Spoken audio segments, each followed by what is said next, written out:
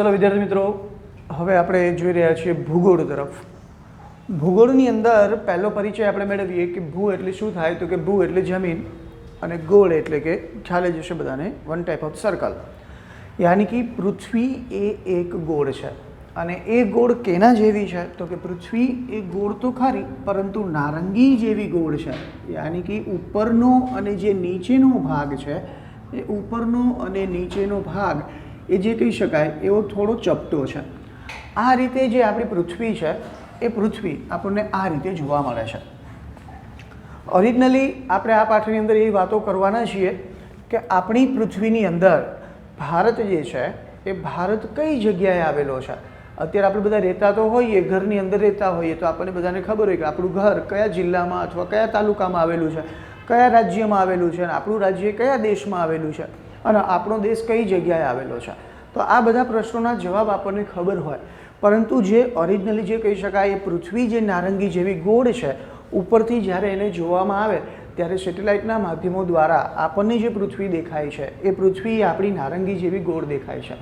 આ નારંગી જેવી પૃથ્વીની અંદર ભારત જે છે એ ભારતનું સ્થાન કઈ જગ્યાએ છે એ વિશેની વાતો આપણે કરવાના છીએ। તો પહેલાં મેં તમને અહીંયા આગળ સમજાવી દીધું કે આપણી જે પૃથ્વી જે છે એ પૃથ્વી એ નારંગી જેવી ગોળ છે। તો અહીંયા આગળ આપણે સમજી લઈએ કે આ નારંગી જેવો પૃથ્વીનો ભાગ થયો। હવે અહીંયા શું છે, તો કે ટોટલ પૃથ્વીની અંદર આપણી પૃથ્વી જે છે એ 360 અંશની અંદર વહેંચવામાં આવી છે। એટલે કે આપણે અત્યારે જે જોઈ રહ્યા છીએ એ પૃથ્વીનો આગળનો ભાગ આપણને દેખાય છે। કોઈ ગોળો હોય આપણી પાસે, તે ગોળાની અંદર આપણે અહીંયા આગળ ઊભેલા હોય અને સામે ગોળો પડેલો હોય તો ગોળાની આગળનો ભાગ જ આપણને દેખાતો હોય, ગોળાની પાછળનો ભાગ આપણે ન જોઈ શકીએ। તો અહીંયા આગળ આપણે જે જોઈ રહ્યા છીએ એ પૃથ્વીનો ગોળાનો આગળનો ભાગ છે, આટલો જ ભાગ એ પાછળ આવેલો છે। તો આમ પૃથ્વી one type of round circle, એક ગોળાકાર પૃથ્વી આવેલી છે। આ ગોળાકાર પૃથ્વીની અંદર આપણું સ્થાન કઈ જગ્યાએ છે, યાની કે આપણે કઈ જગ્યાએ બિરાજમાન છીએ, તો પૃથ્વીની અંદર ટોટલ એવું કરવામાં આવેલું છે, પૃથ્વી જે છે એ પૃથ્વીને વહેંચવામાં આવેલી છે અને એ વહેંચવાની જે વસ્તુઓ જે છે એના માટેના જે નામ છે એને અક્ષાંશ અને રેખાંશ તરીકે ઓળખવામાં આવે છે। કે પૃથ્વી જે છે એ પૃથ્વી અક્ષાંશ અને રેખાંશના સ્વરૂપે વહેંચાયેલી છે। હવે કોને અક્ષાંશ કહેવામાં આવે, કોને રેખાંશ કહેવામાં આવે, એ બધી બાબતોની ચર્ચાઓ હમણાં આપણે કરીએ છીએ। તો પહેલાં હું આ પૃથ્વીનો જે ગોળો છે એ પૃથ્વીનો ગોળો હું તમને અહીંયા આગળ દર્શાવી દઉં છું કે આ પૃથ્વીના ગોળામાં પૃથ્વી જે છે એ પૃથ્વી કંઈક આવી દેખાય છે અને આ પૃથ્વીની અંદર અલગ અલગ જગ્યાએ અલગ અલગ દેશ આવેલા છે। પૃથ્વી જે છે એ પૃથ્વીની અંદર આપણને જે અત્યારે ઊભી લાઈન દેખાઈ રહી છે એ ઊભી લાઈન અને એક આપણને આડી લાઈન દેખાઈ રહી છે, આ બંને લાઈનો એના નામ કંઈક અલગ છે। યાની કે આડી લાઈન જે છે એ આડી લાઈનને અક્ષાંશ તરીકે ઓળખવામાં આવે છે, જ્યારે ઊભી લાઈન જે છે એ ઊભી લાઈનને રેખાંશ તરીકે ઓળખવામાં આવે છે। યાની કે પૃથ્વી જે છે એ પૃથ્વી અક્ષાંશ અને રેખાંશમાં વહેંચાયેલી છે। અક્ષાંશ અને રેખાંશની અંદર આપણે કયા કયા અક્ષાંશ ઉપર આવેલા છીએ, કયા કયા રેખાંશ ઉપર આપણે આવેલા છીએ, જેનો પરિચય આપણે આની અંદર લેવાનો છે। હવે શું છે, તો કે આ પૃથ્વીની અંદર મેઇનલી જે વચ્ચેનો ભાગ છે, આ વચ્ચેના ભાગમાંથી પૃથ્વી જે છે એ પૃથ્વીના અહીંયાથી બે કટકા થાય છે। એટલે અત્યારે આપણે કટકા કરીએ છીએ, ઓરિજિનલી કટકા આપણને દેખાતા નથી, તો અહીંયાથી પૃથ્વીના બે કટકા થતા છે। બીજો એક કટકો જે છે એ અહીંયાથી કરવામાં આવે છે અને ત્રીજો જે ભાગ છે એ ત્રીજા ભાગને અહીંયાથી કટ કરવામાં આવે છે। એટલે પૃથ્વી જે છે એ ટોટલ 3 ભાગની અંદર વહેંચાયેલી છે। એમાંનો જે પહેલો ભાગ છે એને આપણે ક તરીકે ઓળખીએ છીએ, બીજો ભાગ છે એને વી તરીકે અને ત્રીજા ભાગને આપણે મ તરીકે ઓળખીએ છીએ। એટલે આને કહેવામાં આવે છે કવિમ। હવે આ કવિમ જે છે એ કવિમ એ એક શોર્ટકટ વસ્તુ છે। આને આપણે સમજવું હોય તો પહેલો જે ભાગ છે એને આપણે કર્કવૃત્ત તરીકે ઓળખીએ છીએ, બીજો જે ભાગ છે એને આપણે વિષુવવૃત્ત તરીકે ઓળખીએ છીએ અને ત્રીજા ભાગને આપણે મકરવૃત્ત તરીકે ઓળખીએ છીએ। તો વિદ્યાર્થીઓ, અહીંયા આગળ પૃથ્વીના 3 ભાગ થયા જેને આપણે કવિમ કહીએ છીએ। ખાસ આપણે શોર્ટકટ યાદ રાખીશું કવિમ, જેથી કરીને આપણને ખ્યાલ આવે કે કવિમ એટલે શું થશે। તો ક્યારેક આપણને એવું પૂછેલું હોય કે પૃથ્વીનું રેખાચિત્ર દર્શાવીને નીચેના જે વૃત્ત આવેલા છે એ વૃત્તને તમે ગોઠવો, તો આપણને ખબર પડે કે પૃથ્વીનો ગોળો આ રીતે આપણે દોરી દીધો અને એ પૃથ્વીના ગોળાની અંદર પહેલાં કર્કવૃત્ત, ત્યારબાદ વિષુવવૃત્ત અને ત્યારબાદ મકરવૃત્ત, આ રીતના 3 વૃત્ત આવેલા છે। હવે આ પૃથ્વીનો ગોળો જે છે એ પૃથ્વીના ગોળામાં ઉપરનો જે ભાગ છે એને ઉત્તર ભાગ કહેવામાં આવે, આ જે ભાગ છે એને દક્ષિણ ભાગ કહેવામાં આવે, ત્યારબાદ આ જે ભાગ છે એને પૂર્વનો ભાગ કહેવાય, અને આ જે ભાગ આપણને આપેલો છે એને આપણે પશ્ચિમ ભાગ તરીકે ઓળખીએ છીએ. તો આ ટોટલ 4 દિશાઓમાં વહેંચાયેલી પૃથ્વી જે છે એ પૃથ્વીના 4 કટકાઓ આપણે અહીંયા આગળ કર્યા. હવે આ કટકાઓની અંદર શું થશે તો કે પૃથ્વી જે છે એ પૃથ્વીની અંદર ઓરિજિનલી જે આપણે કહેવું હોય તો ઓરિજિનલી પૃથ્વીની અંદર ભારત જે છે એ ભારત કઈ જગ્યાએ બિરાજમાન છે? તો ભારત જે છે એ ભારત ટોટલ અહીંયા આગળ આપણે આવેલો છે. આ ભારત દેશનો નકશો થઈ ગયો, યાની કે ભારત જે છે એ ભારતનું સ્થાન અહીંયા છે. તો હવે આ ભારતનું સ્થાન અહીંયા છે તો એક્ઝેક્ટલી એની ઉપરનો જે ભાગ છે એ આખો એક ખંડ છે જેને આપણે એશિયા ખંડ તરીકે ઓળખીએ છીએ. એટલે કે પૃથ્વી જે છે અહીંયા ઉપરના ભાગ ઉપર એશિયા ખંડ આવેલો છે અને નીચેના ભાગ ઉપર ભારત આવેલો છે. તો આ પૃથ્વીનો જે ઉપરનો ભાગ છે એ એશિયા ખંડનો ભાગ છે અને એશિયા ખંડની નીચે આપણે ભારત આવેલો છે. હવે અહીંયા હું તમને સમજાવું છું કે આ એક સર્કલ છે, એને આપણે ગોળ કહીએ છીએ, પરંતુ આ જ સર્કલને હું અહીંયાથી કટ કરી દઉં છું તો કટ થયેલું સર્કલ યાની કે જે ગોળ હતું એ ગોળ શું થઈ ગયું તો કે ગોળ અડધું થઈ ગયું. અડધું થઈ જવું એટલે કે અર્ધ થઈ જવું, એટલે કે અહીંયા આગળ પૃથ્વી જે હતી એ પૃથ્વી ગોળ જે હતી એ અડધી થઈ ગઈ, એટલે ગોળ વત્તા અર્ધ થઈ ગયું, એટલે અહીંયા આગળ એનું નામ પડી ગયું ગોળાર્ધ. ગોળાર્ધ એટલે કે અડધી પૃથ્વી, યાની કે ગોળ જે હોય એ ગોળનું અડધું સર્કલ, એટલે એને ગોળાર્ધ તરીકે કહેવામાં આવે. તો પૃથ્વીના નકશાની અંદર ભારત જે છે એ ભારત ટોટલ આપણે કહીએ કે 4 દિશાઓ શીખી ગયા, ઉત્તર, દક્ષિણ, પૂર્વ અને પશ્ચિમ. તો આ 4 દિશાઓની અંદર ભારત જે છે એ ભારત પ્રોપરલી ઉત્તર ગોળાર્ધનો એક ભાગ છે. યાની કે ભારતના નકશાનો મોટા પ્રકારનો જે ભાગ હતો એ ભાગ અહીંયાથી જ્યારે પૃથ્વીનો કટકો થયો ત્યારે મોટા ભાગનું ભારત કઈ જગ્યાએ આવેલું હતું તો કે એ ભારત જે છે એ ભારત ઉત્તર ગોળાર્ધમાં આવેલું છે. અને ઉત્તર ગોળાર્ધમાં તો ખરું જ, પરંતુ એ ભારત જે છે એ ભારત એશિયા ખંડની કઈ દિશામાં તો કે એશિયા ખંડ ઉપર થયો તો ઉત્તર દિશામાં આવ્યો, એનાથી નીચેના ભાગ ઉપર ભારત આવ્યું તો નીચેનો ભાગ આપણા માટે શું છે તો કે દક્ષિણ દિશા છે. એટલે કે ભારત જે છે એ પૃથ્વીના ગોળામાં ઉત્તર ગોળાર્ધમાં અને એશિયા ખંડ જે છે એ એશિયા ખંડની દક્ષિણ દિશામાં આવેલો દેશ છે. આપણે અહીંયા આગળ શીખી ગયા, ખ્યાલ આવી ગયો હશે બધાને. અહીંયા આગળ પૃથ્વીનો નકશો, એ પૃથ્વીના નકશાની અંદર અલગ અલગ રાષ્ટ્રો જે છે, બીજા અલગ અલગ રાષ્ટ્રો અને ખંડ જે છે, આવા 7 મહાખંડો જે છે એ 7 ખંડો અહીંયા આગળ આવેલા છે. એ 7 ખંડોની અંદર આપણે શું કીધું તો કે ભારત જે છે એ ભારત એ ઉત્તર ગોળાર્ધમાં આવેલો છે, સાથે સાથે કઈ જગ્યાએ તો કે એશિયા ખંડની દક્ષિણમાં આવેલો છે. તો આ વસ્તુ વાત છે. હવે કોઈ પણ દેશ જે છે એ કોઈ પણ દેશને જ્યારે માપવાનો હોય આ તો આપણે જોઈ શકીએ છીએ, પરંતુ જ્યારે સેટેલાઇટ ઉપરથી આપણે વિગતો મેળવવી હોય અને એ દેશમાં આપણે જવું હોય તો એ દેશમાં જવા માટે આપણે અક્ષાંશ અને રેખાંશનો ઉપયોગ કરી અને ત્યારે ત્યાં આગળ આપણે પહોંચી શકીએ.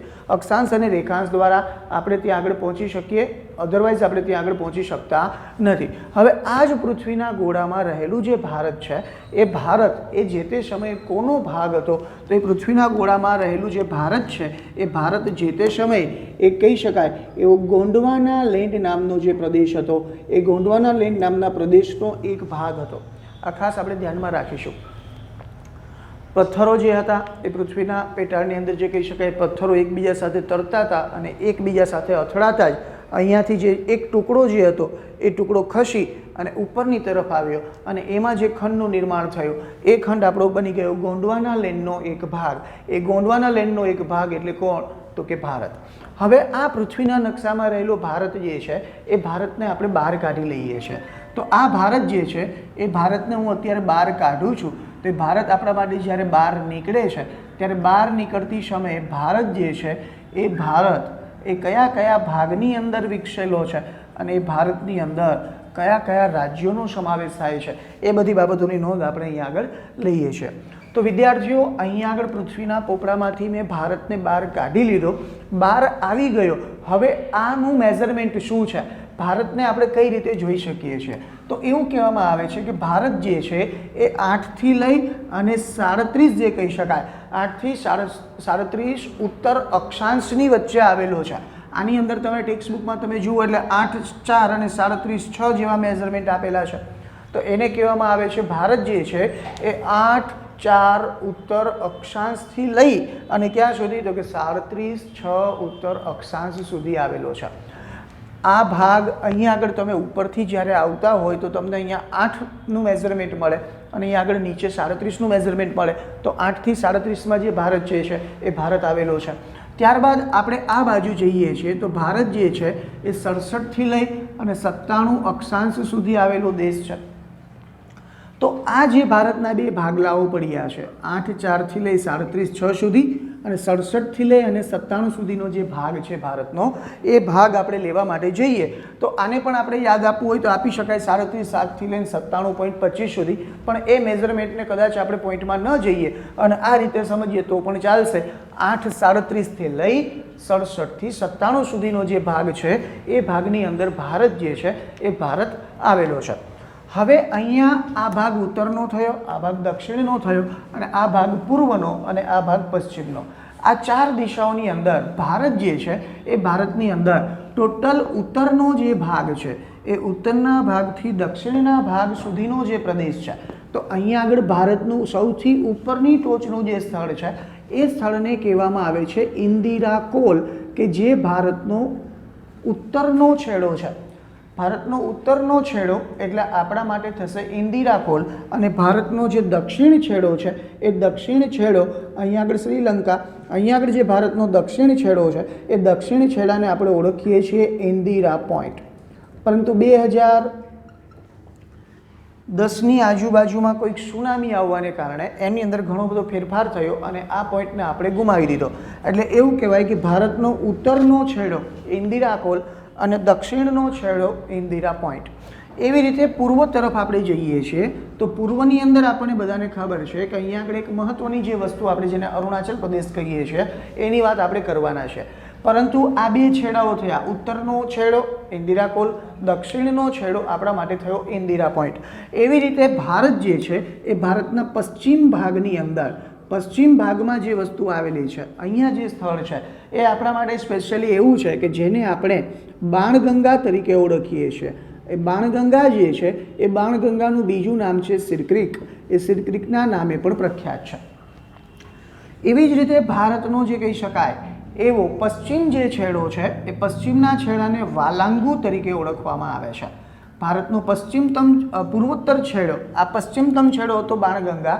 એવી રીતે ભારતનો કહી શકાય એવો પૂર્વોત્તર છેડો જે છે એ પૂર્વોત્તર છેડાને આપણે ઓળખીએ છીએ, એને આપણે ઓળખીએ કયા નામે તો કે વાલાંગુ તરીકે.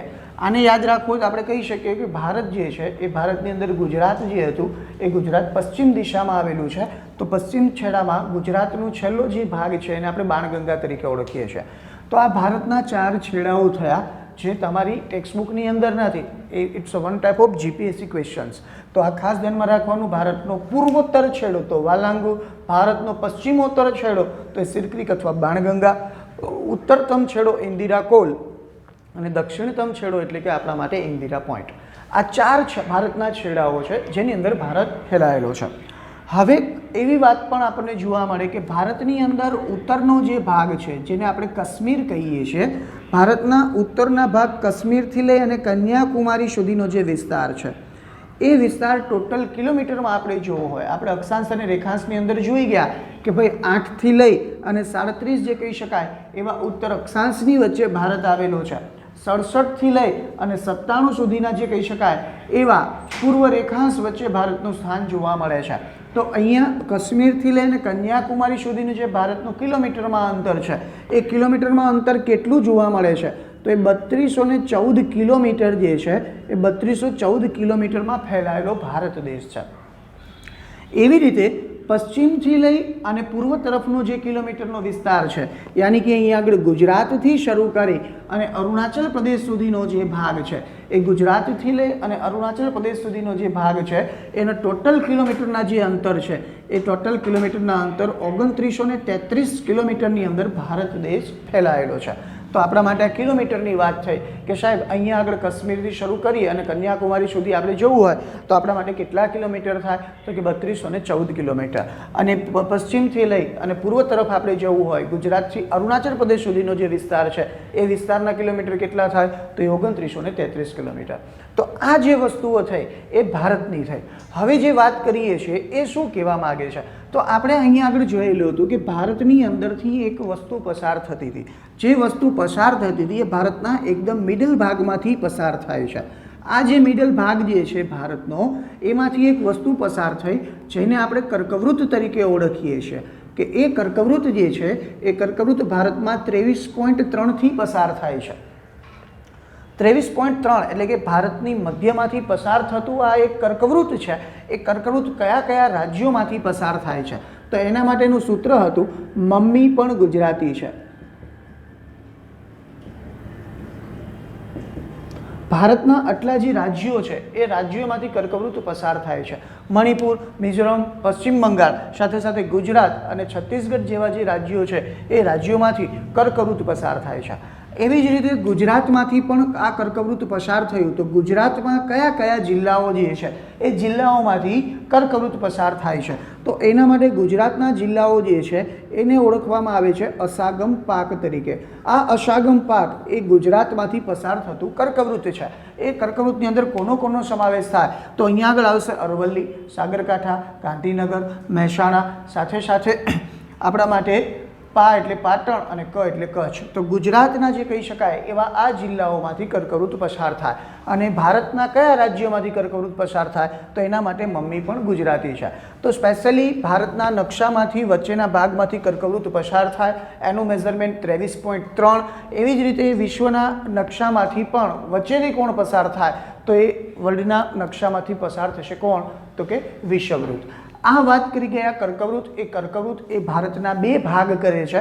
એમાં ઉત્તરનો ભાગ છે અને નીચેનો ભાગ જે છે દક્ષિણનો ભાગ છે. હવે અહીંયા આગળ આપણે જોઈએ છીએ કે ભારતનો જે ઉત્તરનો ભાગ છે એ ભારતનો ઉત્તરનો ભાગ એ મોટો છે. કોના કરતાં? તો કે ભારતના દક્ષિણ ભાગ કરતાં. ભારતના ઉત્તરના ભાગની અંદર આપણે જોવા માટે જઈએ તો ભારતના ઉત્તરના ભાગની અંદર હિમાલયની પર્વત શ્રેણીઓ આવેલી છે. સાથે સાથે હિમાલય પર્વત આવેલો છે અને ઉત્તરના મેદાનો જે છે એ ઉત્તરના મેદાનોનો સમાવેશ થાય છે. જ્યારે આ ભારતના બે કટકાઓ કર્યા એમાં ઉત્તરના ભાગમાં ઉત્તરનું મેદાન, સાથે સાથે હિમાલયની પર્વત શ્રેણી, અને ભારતનો જે દક્ષિણતમ ભાગ છે એ ભારતનો દક્ષિણતમ ભાગ એ નીચેથી પ્રમાણમાં સાંકડો છે. આ દક્ષિણતમ ભાગની અંદર આજુબાજુમાં સમુદ્રો આવેલા છે. એટલે ભારતનો જે ઉત્તરનો ભાગ છે એ ઉત્તરનો ભાગ એ દક્ષિણના ભાગ કરતાં પ્રમાણમાં સાંકડો છે. અહીંયા આગળ વાત કરીએ છીએ કે અહીંયા આગળ આવેલી જે હિમાલયની શ્રેણી છે એ હિમાલયની પર્વત શ્રેણીનું નિર્માણ ટેથીસ સમુદ્ર ધુનીમાંથી થયું. ટેથીસ સમુદ્ર ધુનીમાંથી હિમાલયનું નિર્માણ થયું અને અહીંયા આગળ હિમાલય બની ગયો. હવે આ જ હિમાલય જે છે એ હિમાલયનું સૌથી ઊંચામાં ઊંચું જે શિખર છે એ ઊંચામાં ઊંચા શિખરને માઉન્ટ એવરેસ્ટ તરીકે ઓળખવામાં આવે. આ માઉન્ટ એવરેસ્ટ જે છે એને ભારતમાં માઉન્ટ એવરેસ્ટ તરીકે ઓળખવામાં આવે કે જેની ઊંચાઈ 8848 મીટર એટલે કે 8848 મીટર છે. તો ભારતની અંદર સમગ્ર વિશ્વનું સૌથી ઊંચામાં ઊંચું શિખર તો એને માઉન્ટ એવરેસ્ટ તરીકે ઓળખવામાં આવે. જો ભારતનું ઊંચામાં ઊંચું શિખર પૂછાય તો એ છે આપણા માટે કાંચનજંગા, પણ વિશ્વનું સૌથી ઊંચામાં ઊંચું શિખર પૂછાય તો એ છે આપણા માટે માઉન્ટ એવરેસ્ટ.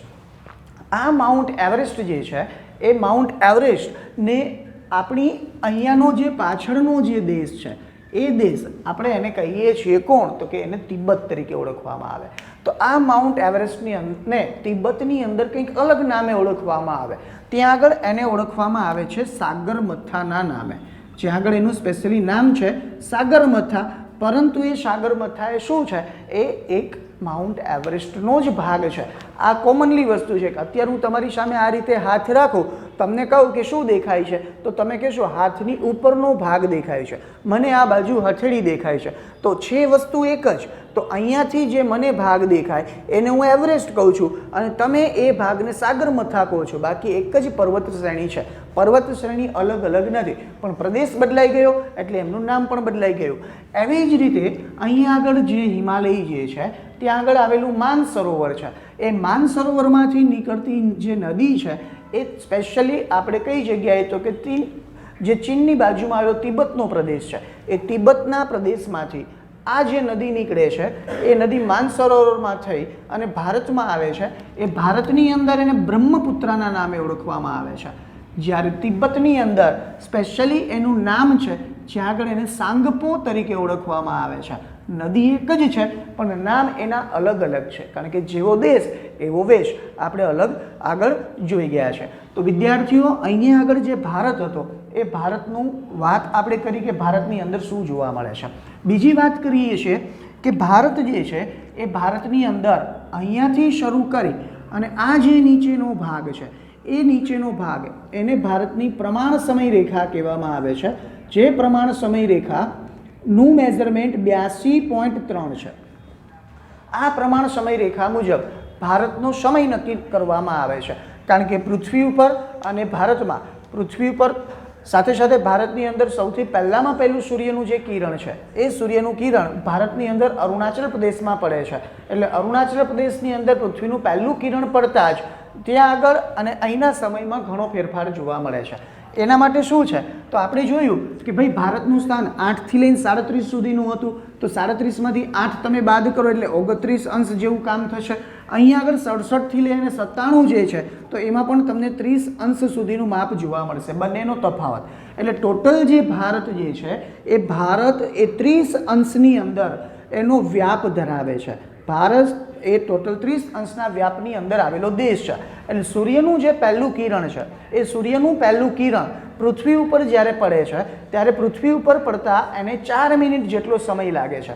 ત્યારે પૃથ્વી ઉપર અને ભારતમાં પહેલામાં પહેલું કિરણ અરુણાચલ પ્રદેશમાં પડે છે. એ અરુણાચલ પ્રદેશ 97 અંશ ઉપર આવેલો છે, 97 અંશ અક્ષાંશ ઉપર આવેલો છે. તો એની સામે ગુજરાત જે છે એ ગુજરાત એ 67 અક્ષાંશ ઉપર આવેલું છે. તો અહીંયા આગળ સૂર્યનું પહેલું કિરણ પડે છે તો 4 મિનિટનો ફેરફાર જોવા મળે. તો અહીંયા તમે કહો કે 30 અંશનો વ્યાપ છે તો અહીંયાથી એ સૂર્યનું કિરણ પહોંચતા કેટલી મિનિટ થશે તો ટોટલ થશે 30 ગુણ્યા 4 એટલે 120 મિનિટ થઈ. તો 120 મિનિટ એટલે કેટલી કલાક થઈ તો કે 2 કલાક. તો આ જે 2 કલાકનો સમય છે એ 2 કલાકનો સમયમાં તફાવત જોવા મળે. એટલે એવું નથી કે અહીંની ઘડિયાળ અને અહીંની ઘડિયાળ બંને અલગ હોય, પણ અહીંયા એવું થાય છે કે સવારમાં 4 વાગ્યે સૂર્યોદય થઈ જાય તો અહીંયા આગળ સવારે 6 વાગ્યે સૂર્યોદય થાય. અહીંયા સાંજે 4 વાગે સૂર્યાસ્ત થઈ જતો હોય તો અહીંયા સાંજે 6 વાગે સૂર્યાસ્ત થતો જોવા મળે. તો આ રીતે સમયનો ફેરફાર અરુણાચલ પ્રદેશમાં અને ગુજરાતમાં જોવા મળે, કારણ કે સૂર્યનું એક કિરણ પૃથ્વી ઉપર પડતા 4 મિનિટનો સમય થતો હોય તો અહીંયા આ 97 ઉપર છે, જ્યારે આ 67 ઉપર છે, 30 અંશનો ફેરફાર છે. તો ફેરફાર થશે તો 30 અંશ તમે એની સાથે ગુણી દો 4 સાથે એટલે 120 અંશ થયા. 120 મિનિટ થઈ તો 120 મિનિટ ઇઝ ઇક્વલ ટુ કેટલી કલાક તો કે 2 કલાક. તો 2 કલાકનો તફાવત આપણને એટલે જોવા મળે છે. તો ભારત જે છે એ ભારતનો સમય એ સ્પેશિયલી આ પ્રમાણ સમય રેખા ઉપરથી નક્કી કરવામાં આવે છે. સમગ્ર વિશ્વની અંદર વાત કરીએ તો સમગ્ર વિશ્વની અંદર પ્રમાણ સમય કઈ રીતે નક્કી થાય તો સમગ્ર વિશ્વની અંદર ગ્રીન મિનિટ ટાઈમ લાઈન જેને આપણે જીએમટી તરીકે ઓળખીએ છીએ, આ ગ્રીન મિનિટ ટાઈમ જે છે એ સ્પેશિયલી લંડનની બાજુમાં આવેલું સિટી છે, એનું નામ છે ગ્રીનવિચ. ત્યાં આગળ આખા પૃથ્વી ઉપરનું સૌથી પહેલું કિરણ અહીંયા આગળ ગ્રીનવિચ ઉપર પડે છે. એ ગ્રીનવિચ એટલે કે લંડનનું નજીકનું સિટી. તો અહીંયા આગળ લંડનની બાજુમાં આવેલું ગ્રીનવિચ જે છે એ ગ્રીનવિચ ઉપર સૂર્યનું કિરણ પડતા જ સમગ્ર વિશ્વનો સમય નક્કી કરવામાં આવે છે. એટલે કદાચ મોબાઈલ તમે વાપરતા હોય તો એ મોબાઈલની અંદર તમને જીએમટી જોવા મળશે. જ્યારે તમે ક્લોકનો ટાઈમ સેટ કરતા હશો ત્યારે ક્લોકના ટાઈમ સેટ વખતે તમને જીએમટી દેખાતું હોય છે. તો એ જીએમટી શું છે? It's a short form of green minute time line. એટલે કે આ વિશ્વની સમય રેખા છે કે સમગ્ર વિશ્વનો સમય અહીંયાથી નક્કી થાય છે. તો તો વિદ્યાર્થીઓ અહીંયા આગળ ભારત જે છે એ પૃથ્વીના નકશામાં ક્યાં આવેલો છે, એ ભારતનું સ્થાન ક્યાં છે, ઉત્તર ગોળાર્ધમાં, સાથે એશિયાની દક્ષિણ દિશામાં. એ ભારત જે છે ને અક્ષાંશ અને રેખાંશમાં આપણે વહેંચવો હોય તો કઈ રીતે વહેંચી શકાય, સાથે સાથે એમના કિલોમીટર કેટલા છે, પૂર્વનો છેડો, પશ્ચિમનો છેડો, ઉત્તરનો છેડો અને સાથે સાથે દક્ષિણનો છેડો કયા નામે ઓળખાય છે, આ બધી વસ્તુઓ જોઈ. આ એક ખાલી ભારતની વાત થઈ. હવે આપણને એમ થાય કે ભારત તો બહુ આટલો મોટો દેશ છે. ના, ભારત આટલો મોટો દેશ નથી. ભારત કરતાં પણ સમગ્ર વિશ્વમાં ઘણા બધા મોટા દેશ આવેલા છે કે જેનો વિસ્તાર એકદમ મોટો છે.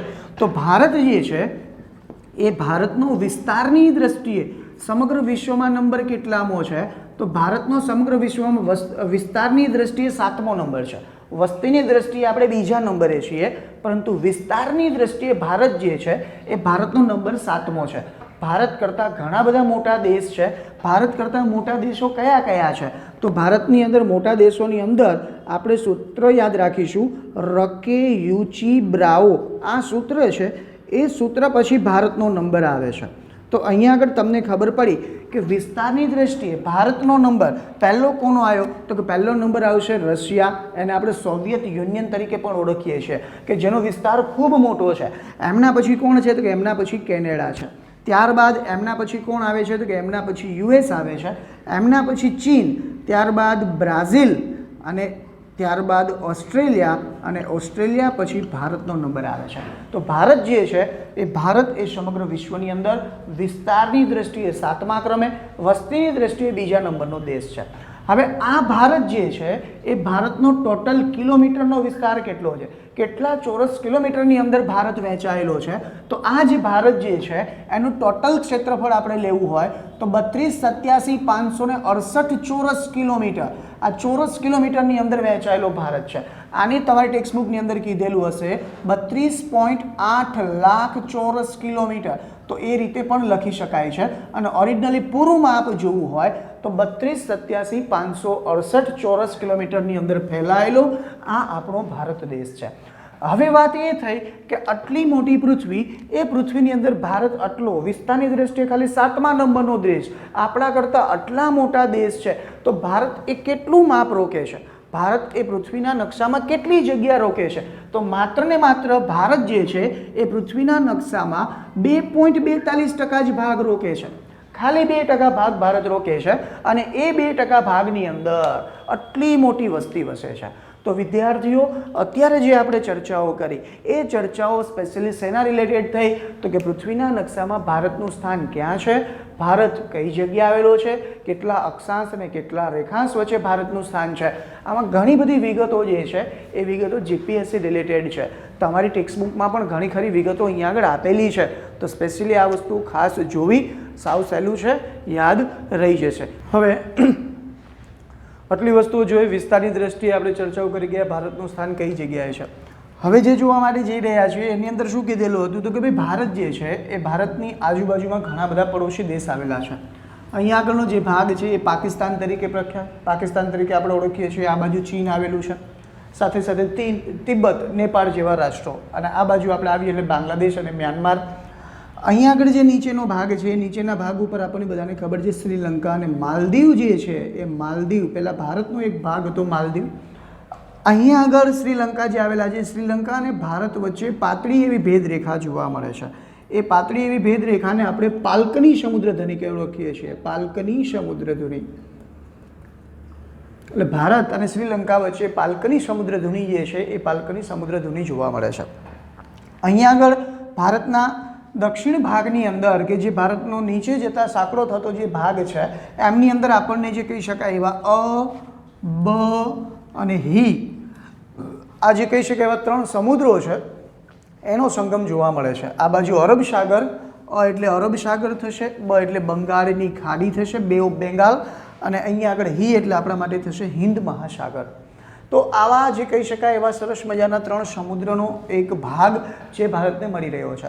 સમગ્ર ભારતને લગભગ જે કહી શકાય એવો 7516 કિલોમીટરનો દરિયા કિનારો, ઘણી જગ્યાએ આપણે 7500 કિલોમીટર પણ જોવા મળે એવો 7500 કિલોમીટરનો દરિયા કિનારો જે છે એ ભારતને મળેલો છે. ગુજરાતથી શરૂ કરી અને છેક આપણે અહીંયા સુધી જઈએ છીએ તો ત્યાં સુધીનો જે ભાગ ઓડિશા સુધીનો જે ભાગ છે ઓડિશા સુધીના ભાગમાં 7516 કિલોમીટરનો દરિયા કિનારો મળ્યો. જ્યારે ગુજરાત જે છે એ સમગ્ર ભારતના નકશામાં સૌથી વધારે દરિયા કિનારો ધરાવતું રાજ્ય છે. એ ગુજરાતને 1600 કિલોમીટરનો દરિયા કિનારો મળેલો છે કે જે આપણા માટે બહુ મોટી નસીબની વાત છે. તો આ બધી ચર્ચાઓ આપણે કરી ગયા. હવે એમ થયું કે આ ભારતની અંદરની વિગતો તો બાકી છે. ભારતની અંદર કોનો કોનો સમાવેશ થાય તો આપણે અગાઉ પણ જોઈ ગયા હતા ધોરણ 8ની અંદર ભારતની અંદર જે રાજ્યો છે એ 29 રાજ્યો અને 6 જેટલા કેન્દ્ર શાસિત પ્રદેશો જેને આપણે યુનિયન ટેરિટરી તરીકે ઓળખીએ છીએ. તો આવા ભારતના 29 રાજ્યો જે છે એ 29 રાજ્યોના નામ આપણને આવડવા જોઈએ. એ 29 રાજ્યો કેવા છે એ આપણને ખબર હોવી જોઈએ નામ સહિત, કારણ કે ભારતમાં રહીએ છીએ તો આપણને એમના વિશેની બધી વિગત ખબર હોવી જોઈએ. કયા કયા રાજ્યો થાય તો એ ખાસ જોઈએ.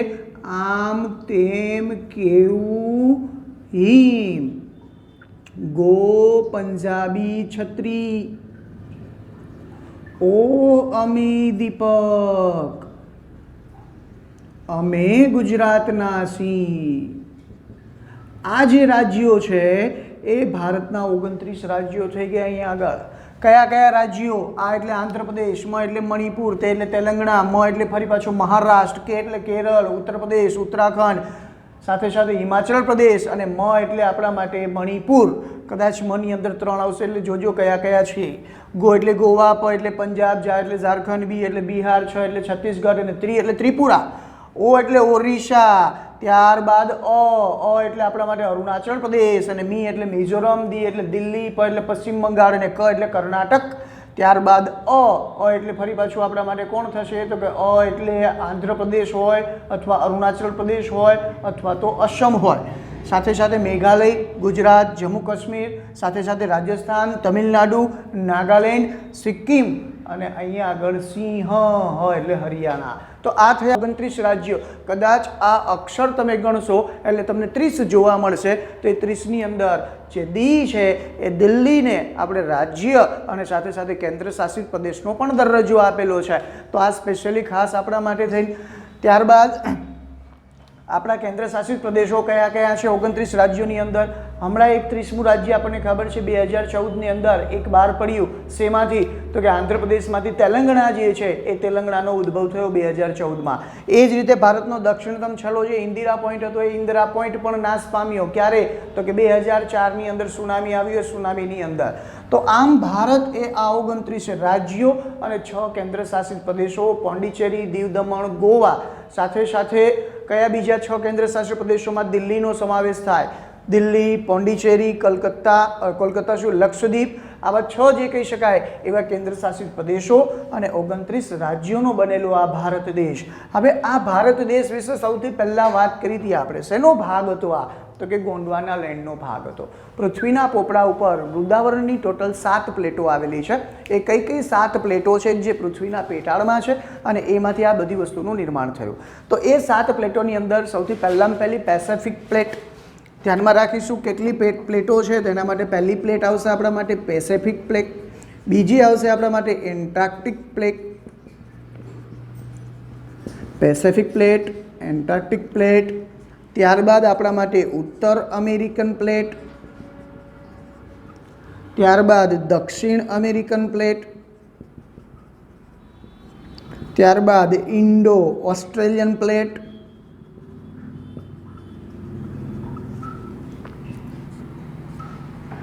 પેસિફિક પ્લેટ, એન્ટાર્કટિક પ્લેટ, ઉત્તર અમેરિકન પ્લેટ, દક્ષિણ American plate, Indo Australian plate, Russian plate અને યુરેશિયન પ્લેટ તરીકે પણ ઓળખવામાં આવે છે. અને લાસ્ટમાં જે છે એ આપણા માટે છે આફ્રિકન પ્લેટ. તો અહીંયા આગળ મૃદાવરણ જે છે એ મૃદાવરણની ટોટલ જે કહી શકાય એવી કેટલી પ્લેટો છે તો કે મૃદાવરણની 7 પ્લેટો આવેલી છે. એ 7 પ્લેટો 1 2 3 4 5 6 7 આ 7 પ્લેટો વિશે ખાસ ધ્યાનમાં રાખીશું. કઈ કઈ 7 પ્લેટો કે જે મૃદાવરણની પ્લેટો છે. હવે આની અંદર પૃથ્વીના પોપડાની અંદર આ પ્લેટો જે છે એમાં નિરંતરે જે કહી શકાય એવું હલનચલન થઈ રહ્યું છે. એમાં જે પ્લેટો છે એ પ્લેટો જે એકબીજાની નજીક આવી રહેલી છે. તો નજીક આવેલી જે પ્લેટો છે એને કેવી પ્લેટો કહેવાય? તો એ પ્લેટોને અભિસારી પ્લેટો કહેવાય. એકબીજાથી જે પ્લેટો દૂર જઈ રહી છે એ પ્લેટોને અપસારી પ્લેટ કહેવાય. અને પ્લેટો જે છે એના ઉપર ઉથલ પાથલ થઈ જાય એટલે એક પ્લેટ ઉપર બીજી પ્લેટ આવી જાય તો એ પ્લેટને કહેવામાં આવે છે રૂપાંતરિત પ્લેટ. તો આ ખાસ ધ્યાનમાં રાખવાનું કે અભિસારી પ્લેટ કોને કહેવાય, અપસારી પ્લેટ કોને કહેવાય અને રૂપાંતરિત પ્લેટ કોને કહેવામાં આવે. વૃંદાવરણની ટોટલ 7 પ્લેટો. આ પ્લેટ શ્રીલંકા અને ભારત વચ્ચે પાલકની સમુદ્રધુની. એવી જ રીતે ભારતની ઉપર એક રાષ્ટ્ર જે છે જેને આપણે કહીએ છીએ યુરોપ, અહીંયાથી ભારત આવવા માટે એક નહેર શરૂ થઈ જેને કહેવામાં આવે છે સુએઝ નહેર. આ સુએઝ નહેર 1869માં શરૂ થઈ, જેમના માટે ભારત અને યુરોપ વચ્ચેનું જે અંતર છે એ અંતર કેટલું ઘટી ગયું તો કે 7000 કિલોમીટર જેટલું અંતર ઘટી ગયું. આ પ્લેટ ભારત અને યુરોપ વચ્ચે શરૂ થઈ 1869ની અંદર. આવી બીજી પ્લેટ ઉત્તર પૂર્વીય યમુના નહેર, જે પ્લેટ નહેર છે એ ઉત્તર યમુના નહેરનું પણ કામ થયું, એનાથી પણ ભારતને ફાયદો થયો. તો સુએઝ નહેર શરૂ થવાને કારણે ભારત અને યુરોપ વચ્ચે કેટલું અંતર ઘટી ગયું 7000 કિલોમીટરનું. આ નહેર ક્યારે શરૂ થઈ 1869ની અંદર. તો સ્પેશિયલી વિદ્યાર્થીઓ આ દરેક વસ્તુઓ આ પાઠની અંદર આપણા માટે ઉપયોગી છે. તો ભારતનું સ્થાન વિશ્વમાં ક્યાં, ભારતનું ટોટલ ક્ષેત્રફળ કેટલું, ભારતની અંદર કયા કયા રાજ્યો, કેટલા કેન્દ્ર શાસિત પ્રદેશો, તો આ સ્પેશિયલી ખાસ આપણે ધ્યાનમાં રાખવાના છે. દીવ દમણ, દાદરા નગર હવેલી, લક્ષદ્વીપ, પોંડિચેરી, ચંદીગઢ અને લાસ્ટમાં આપણા માટે કોણ આવ્યું તો આપણા માટે દિલ્હી જે છે, દિલ્હીને પણ આપણે શું કરીએ છીએ કેન્દ્ર શાસિત પ્રદેશ, અને લક્ષદ્વીપ. તો આ આપણા કેન્દ્ર શાસિત પ્રદેશો હતા. તો આ રીતે ભારત જે છે એ ભારત વિશ્વના નકશામાં આવેલો છે અને એ ભારતની અંદર રહેતા આપણે લોકો છીએ. તો અહીંયા આગળ જે વસ્તુ હતી એ એક મેં તમને ડાયાગ્રામ સ્વરૂપે દર્શાવી, એને કે ડ્રો આઉટ કરીને સમજાવી. આ બધી વસ્તુઓને તમારે વ્યવસ્થિત લખવાની છે અને આ જે ડાયાગ્રામ મેં અહીંયા આગળ દોરેલો છે એવું તમારે દોરવાનું. ત્યારબાદ બધું નીચે ડીપમાં સ્વાધ્યાયમાં આપેલા જે દરેક પ્રશ્નો છે એ સ્વાધ્યાયમાં આપેલા દરેક પ્રશ્નો અને એના જવાબ તમારે લખવાના છે. તો અહીંયા ઘણી બધી માહિતી જે છે એ તમારા માટે વધારાની હતી, પણ એ માહિતી આપણને ભવિષ્યમાં પણ કામ આવશે, બરાબર છે. તો એમના માટે પાઠ નંબર 13 જે છે ભારતનું સ્થાન, કદ, ભૂસ્તરીય રચના અને ભૂપૃષ્ઠ 1 એના વિશે આપણે ચર્ચાઓ કરી ગયા અને પાઠ નંબર 13 જે છે એ આપણા માટે અહીંયા આગળ પૂર્ણ જાહેર થયો.